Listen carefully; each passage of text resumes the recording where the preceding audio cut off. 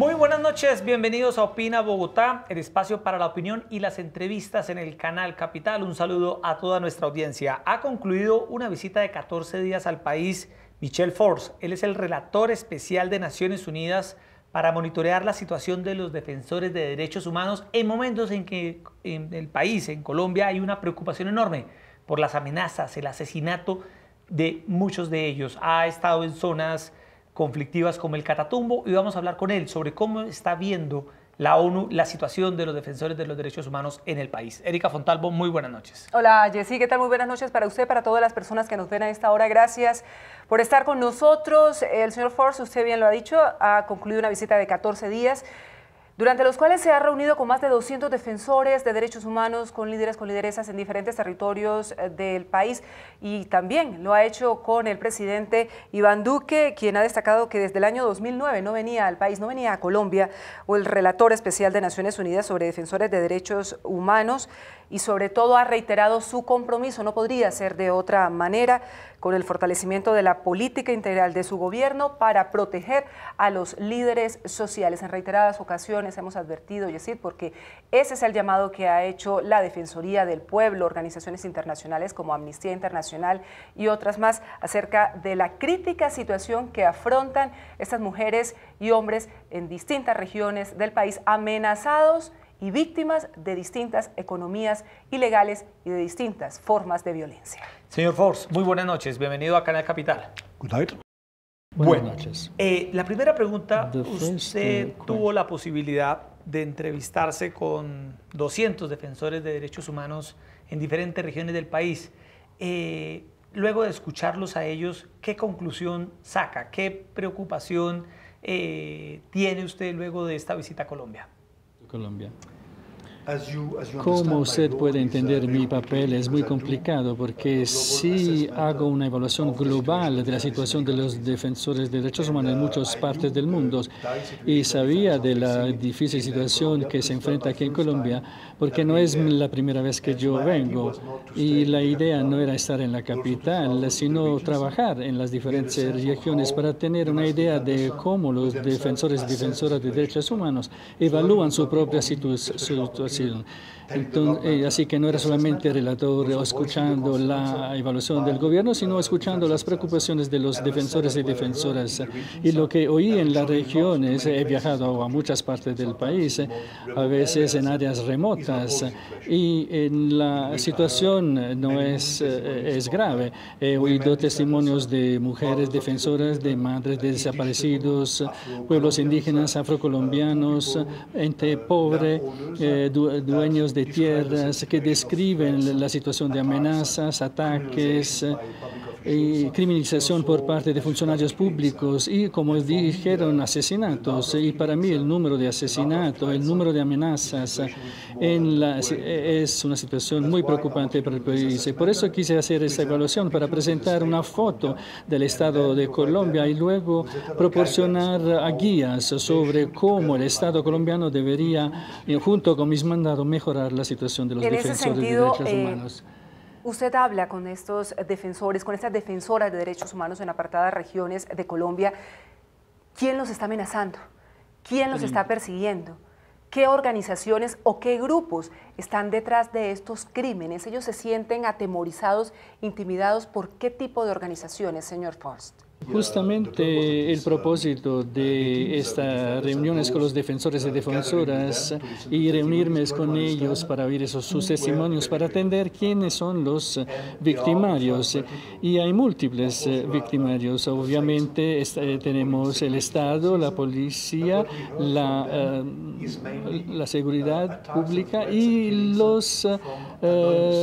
la mayoría de los intentos son por partes de actores anónimos, pero conocemos la situación en Colombia, hay lugares donde las FARC estaban antes, la FARC se ha ido de esos lugares y ahora en estas esos lugares han sido ocupados por otros actores como paramilitares, crímenes organizados y bandas criminales, narcotraficantes, y esas son ahora las organizaciones que están amenazando y atacando los defensores. A veces simplemente contratan sicarios con dinero, simplemente pueden amedrentar a los defensores. El hecho de que hay múltiples actores hace la situación más difícil. En muchos países hay pocos victimarios, mientras que en Colombia, debido al proceso de paz, a la larga historia de la guerra, el tráfico de droga y otros elementos, aquí tenemos una multiplicidad de actores y victimarios que hace la situación complicada, y que quiero presentar al Estado colombiano para que entiendan mejor la situación y con esta situación pueda proporcionar guía, orientación sobre cómo el gobierno colombiano pueda proteger a estos defensores. Este panorama que usted presenta no deja de ser curioso, teniendo en cuenta que Colombia firmó la paz con las FARC. Es un panorama de mucha violencia el que usted nos está describiendo luego de haber recorrido los territorios más difíciles del país. ¿Qué pensar si el país firmó un acuerdo de paz con las FARC y ahora la vida de los defensores de los derechos humanos, que se suponía iba a estar tranquila, iba a estar garantizada, pues está bajo una amenaza? Esta es una nueva violencia. La ONU esperaba que este tipo de violencia contra los defensores de derechos humanos luego del acuerdo de paz surgiera. Sí, el acuerdo de paz es un gran logro del país, lo cual esperaban muchos actores, incluso la comunidad internacional durante muchos años han querido y deseado el inicio de un proceso para restaurar la paz en este país. Ahora el acuerdo de paz se ha firmado, han pasado 2 años, hay un nuevo gobierno, una nueva administración, y vemos que justamente debido al acuerdo de paz, nuevas formas de ataques ocurren en contra de los defensores y defensoras, porque en los lugares donde antes había una situación de hecho, los defensores podían hablar con los que estaban en ese territorio. Ahora el espacio está vacío y debido a la multiplicidad de los actores, ellos no pueden hablar con los victimarios, y eso para mí es la tendencia más preocupante que vemos en el país. Pero hay señales de esperanza también en el país, y mi mensaje hoy al presidente Duque fue justamente decir que por lo menos he visto una ambición por parte del presidente y su gobierno, vi una voluntad política de combatir los ataques, y también veo un plan de acción que para mí es el principio de un nuevo proceso en Colombia que abarca esperanzas y expectativas en que la situación pueda evolucionar en los próximos meses y años. Obviamente será demorado, no es un proceso corto, pero por lo menos vemos una voluntad política que para mí por lo menos es un buen elemento. Y esta mañana, durante la reunión con el presidente Duque y durante la rueda de prensa, ambos, el presidente Duque habló de su compromiso para hacer más y mejorar la situación y para encontrar formas para desarrollar nuevas políticas para proteger a los defensores. Está en marcha ese plan del gobierno en articulación con diferentes entidades del Estado, entre ellos Defensoría del Pueblo y demás, pero usted estuvo sobre el terreno. ¿Qué tan desprotegidos o qué tantas garantías tienen en este momento los defensores y las defensoras de derechos humanos que están amenazadas en el país? Por supuesto, vemos que esta nueva administración, este nuevo gobierno se ha posicionado hace pocos meses, y uno no puede esperar de este gobierno una solución de los problemas inmediatamente. Lo que sí vi claramente es que cuando vi el plan de acción, el PAO, el plan de acción oportuno, es un plan ambicioso, pero un plan solamente es un plan. Lo que falta actualmente, lo que es más ambicioso, es una estrategia global, y el plan de acción es solamente un elemento de una estrategia que debe diseñarse Y mi mandato, y por eso me han invitado aquí a Colombia, es proporcionar elementos de orientación al gobierno para desarrollar ahora una estrategia global, una política global en la cual el plan de acción sería uno de los elementos. Y para mí un elemento principal es obviamente restaurar el orden público para que el Estado sea presente en todo el país. Y de lo que entendí en mi conversación con el presidente de Duque con la Cancillería, ese es justamente el plan. El plan es restaurar el orden público en lugares donde estaban las FARC antes y que ahora esos espacios han sido ocupados por nuevos actores. Y la presencia del Estado no es solamente el ejército o las fuerzas públicas, sino, obviamente se necesita la fuerza pública, pero hay que encontrar la forma de proporcionar lo que llamamos la seguridad humana, de manera que la población y los defensores tendrán acceso a los servicios públicos, a la salud, a la educación, a la vivienda y sobre todo al empleo, porque si no hay esos elementos de seguridad humana, entonces todos los esfuerzos para combatir los ataques en contra de los defensores y defensoras serían inútiles. Es por eso que en mi conversación he hablado de tener esa estrategia integral, global, en la cual los derechos humanos son solamente un componente de una estrategia más global. Bueno, mencionaba usted ahora a los grupos armados ilegales y a las bandas dedicadas al narcotráfico, y en estos momentos en Colombia hay una discusión muy intensa y muy fuerte sobre cómo atacar los cultivos de coca a lo largo del territorio nacional, y se plantea la opción de usar el glifosato. Usted, como relator de derechos humanos de Naciones Unidas, ¿qué posición tiene al respecto?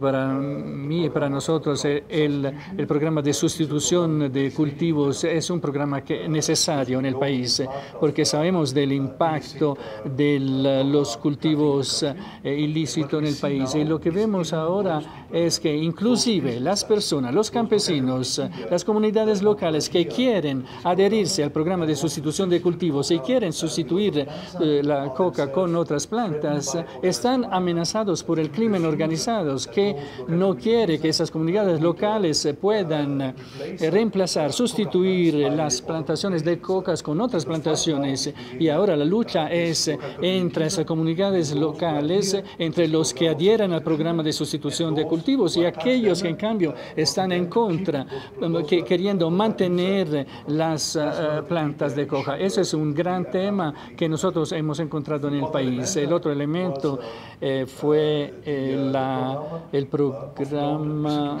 de restitución de tierra. Vemos en muchos lugares donde el Estado ha decidido restituir la tierra a sus dueños, al mismo tiempo, pero vemos aquellos grupos organizados criminales que retan, cuestionan las decisiones hechas por los jueces de restituir la tierra a los reclamantes de tierra. Y oímos horribles testimonios de personas que reclaman su tierra y luego reciben amenazas y ataques de grupos armados o de narcotraficantes. También hemos oído testimonios de jueces que juzgan en favor de los que reclaman tierra y oímos de amenazas en contra de esos jueces por parte de grupos ilegales en el país. Pero no está de acuerdo entonces con el glifosato.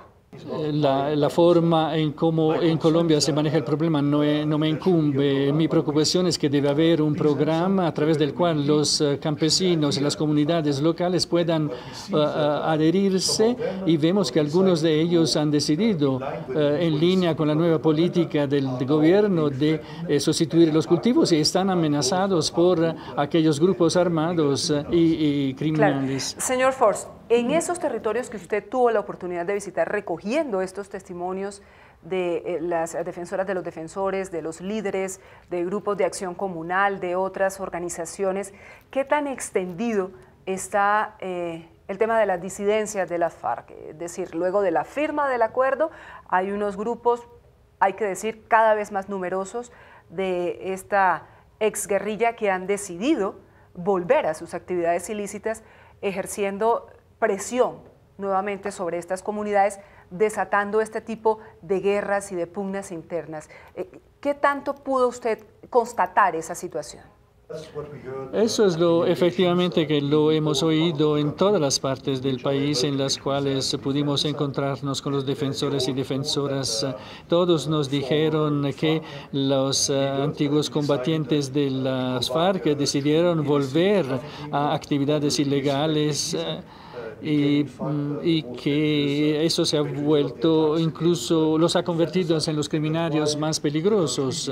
Y es por eso que se necesita una política global, un plan global para enfrentar las diferentes causas raíz de los ataques en contra de los defensores. Y es por esto que es tan complicado para el país. En el informe que yo he presentado hoy al gobierno y luego al presidente Duque, ustedes encontrarán una serie de elementos concretos a través de los cuales yo espero que de manera gradual el gobierno y todas las instituciones del Estado puedan restaurar el orden y la seguridad para los defensores y defensoras de derechos humanos. Lo que fue positivo, impresionante, fue ver el papel de la Oficina del Alto Comisionado de Derechos Humanos de Naciones Unidas. Tienen una presencia en muchas partes del país y cuando uno habla con los defensores y defensoras, todos y todas dicen que el personal local, internacional, que trabaja para la Oficina del Alto Comisionado para los Derechos Humanos es un aliado clave y les proporciona seguridad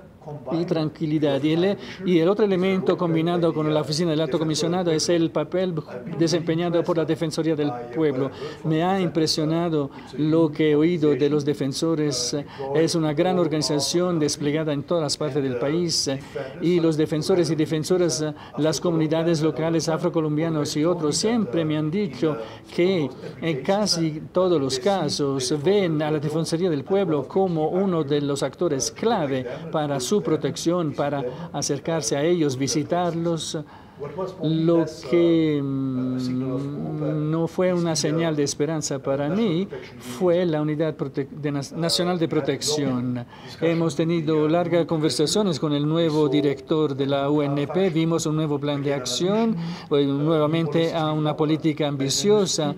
Pero cuando se habla con la gente en el terreno, con quienes viven en áreas remotas, indígenas, comunidades locales, lejos de la capital, dicen ellos que no ayuda mucho la protección. Reciben chalecos, reciben carros blindados, botones de pánicos, pero los botones de pánicos no funcionan donde ellos viven o los carros no pueden ir a los lugares donde viven, las escoltas no reciben los viáticos para proporcionar la seguridad y en algunas ocasiones he conocido defensores y defensoras que me han dicho que a pesar de tener un carro blindado, un chaleco antibala y escoltas, se sienten atacados por los criminales.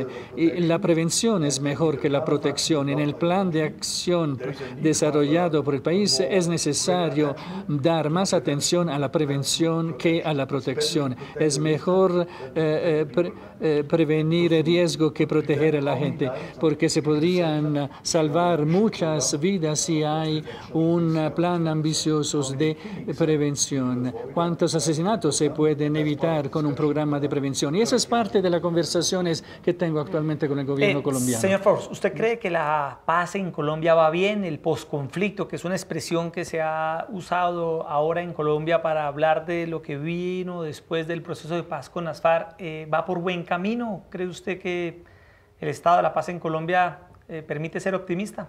Bueno, por naturaleza yo soy optimista y habiendo oído lo que he oído del gobierno, debo decir que sí, ahora debemos monitorear la voluntad política. Tenemos que ver si efectivamente el Estado podrá entregar o no más en términos de protección, pero lo que hemos oído hasta ahora del gobierno es una señal positiva, que por lo menos hay una voluntad política para lograr mejores resultados. Lo que hemos acordado con el presidente Duque y con su gobierno es que voy a volver en algunos meses para ver si este gobierno puede realmente implementar y integrar, y con base en los resultados de mis observaciones en mayo o junio del 2019, luego podré decir si efectivamente esa voluntad política es la realidad o no.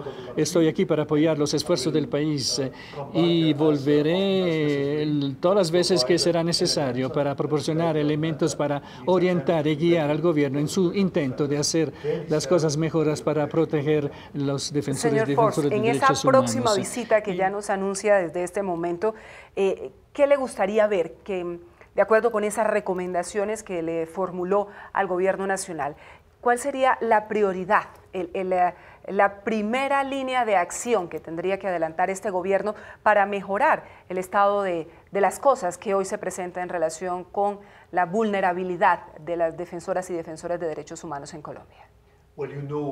Ustedes saben como periodistas que la comunicación es importante y no se puede desarrollar una política si no hay una buena comunicación.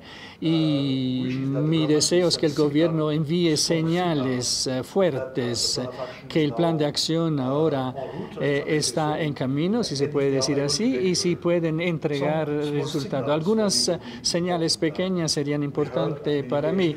Hemos oído los defensores y defensoras hablar de la mesa de garantías, que esas mesas de garantía no están funcionando.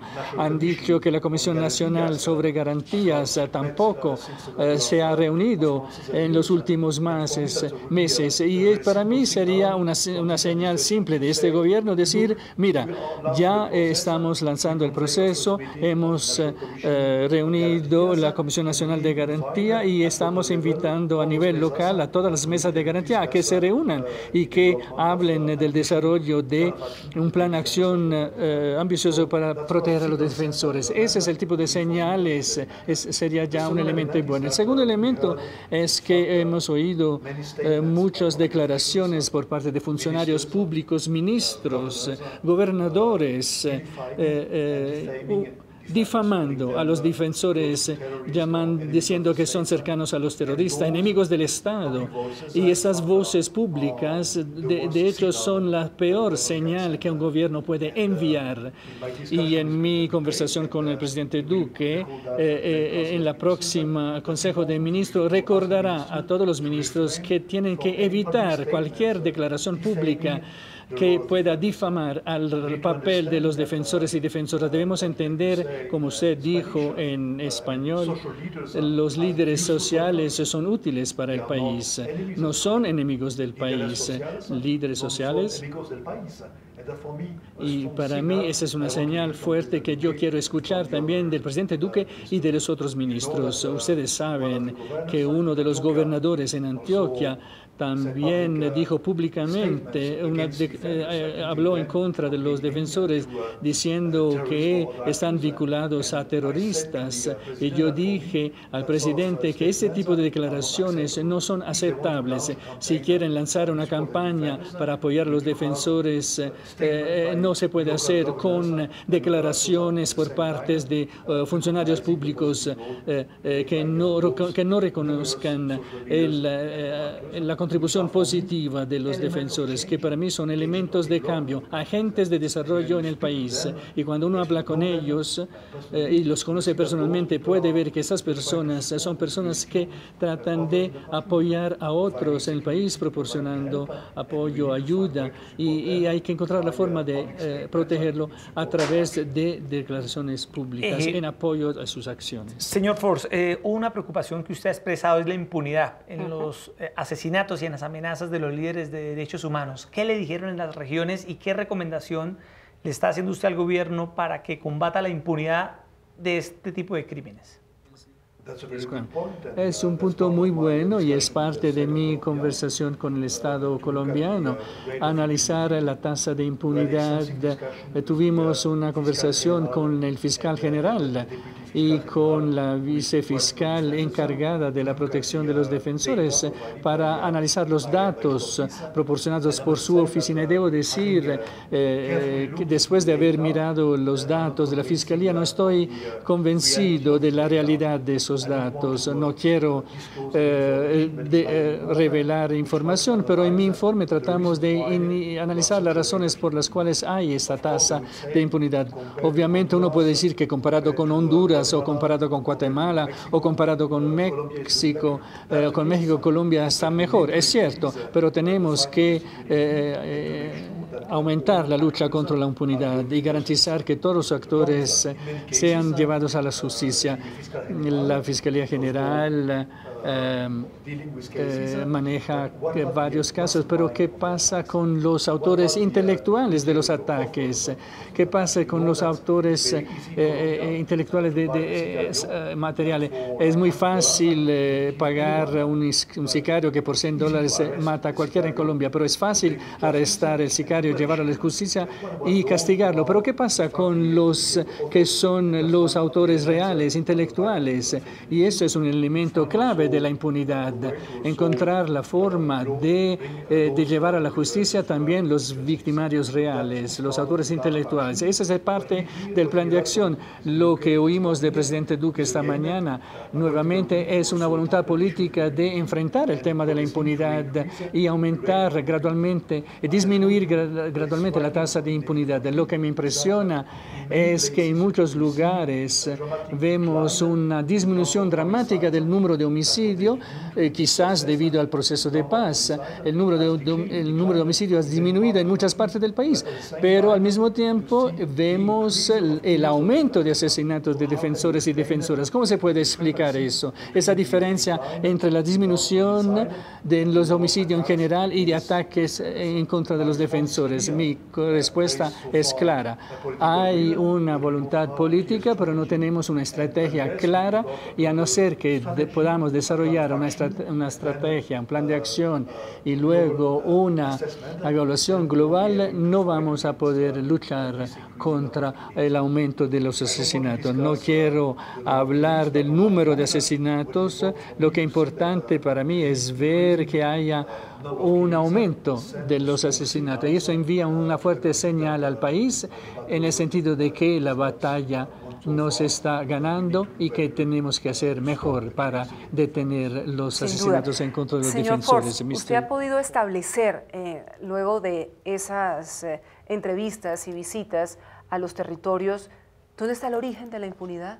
¿Cómo lo perciben esas mujeres y esos hombres que defienden sus zonas, que defienden sus planes de restitución de tierras, que defienden los planes de sustitución de cultivos o sus juntas de acción comunal? Para ellos, ¿dónde está el origen de esta impunidad que es tan extendida en Colombia? Pues ese es justamente el reclamo de justicias que ellos me presentan. Me he reunido con muchas madres de desaparecidos que se acercaron a mí con fotos de sus hijos, de sus hijas asesinadas, y se acercan a mí pidiendo justicia y me dicen que si van a donde los jueces no las escuchan, no reciben respuesta, las respuestas se demoran y no pueden recibir ninguna respuesta. Entonces, es la impunidad, es uno de los factores principales que vemos en el país, y eso es algo que debemos realmente discutir. Tenemos que enfrentar las causas raíz de la impunidad. Una de mis próximas actividades será la de hablar con el gobierno sobre cómo mejorar la tasa de investigaciones en contra de aquellos que están realizando los ataques contra los defensores y defensoras, identificar los autores y luego investigar y luego llevar a esos autores a la justicia. Para finalizar esta entrevista, señor Force, aprovechemos para que usted le envíe un mensaje a los defensores de derechos humanos de Colombia, al gobierno nacional, a los grupos armados ilegales. ¿Qué les quiere decir usted hoy luego de la visita que ha hecho a Colombia? Bueno, lo que quiero discutir con el gobierno ahora es ver qué tan en serio toman mis recomendaciones. Hemos hablado de las recomendaciones más urgentes, pero lo que debe hacer el gobierno es reunirse, sentarse y asignar las tareas y las recomendaciones a los diferentes ministros y gentes del Estado, y luego hacer una estrategia global para luchar en contra de los ataques. Y luego voy a volver para hablar con el gobierno sobre cómo mejorar las medidas que ellos han adoptado para luchar en contra de esto. Él ha dicho que es un hombre optimista. Optimista, y por con naturaleza. Eso, y con esa declaración nos quedamos, porque a algo tenemos que aferrarnos, y ojalá al cumplimiento de lo que el gobierno ha dicho en torno a este tema, a este plan, que sabemos que se lanzó, Yesid, pero que poco se ha visibilizado. El país no conoce la línea de acción, la estrategia en torno a este plan que ha lanzado recientemente el gobierno del presidente Iván Duque, y vaya que sí es una prioridad enterarnos cómo están tratando de garantizar la seguridad de los defensores, de las defensoras de derechos humanos y en general de los líderes sociales en el país. Así es, señor Force, muchas gracias por estar. Muchas gracias por la invitación. No, muchas gracias a usted, Erika. Ahí están las impresiones, las recomendaciones del relator especial de Naciones Unidas sobre la situación de los defensores de derechos humanos en Colombia luego de una visita de 14 días. Gracias por estar con nosotros esta noche en Opina Bogotá y los esperamos mañana, 8:30 p.m., aquí para hablar de los temas que le interesan a Bogotá y al país. Muy buenas noches. Gracias.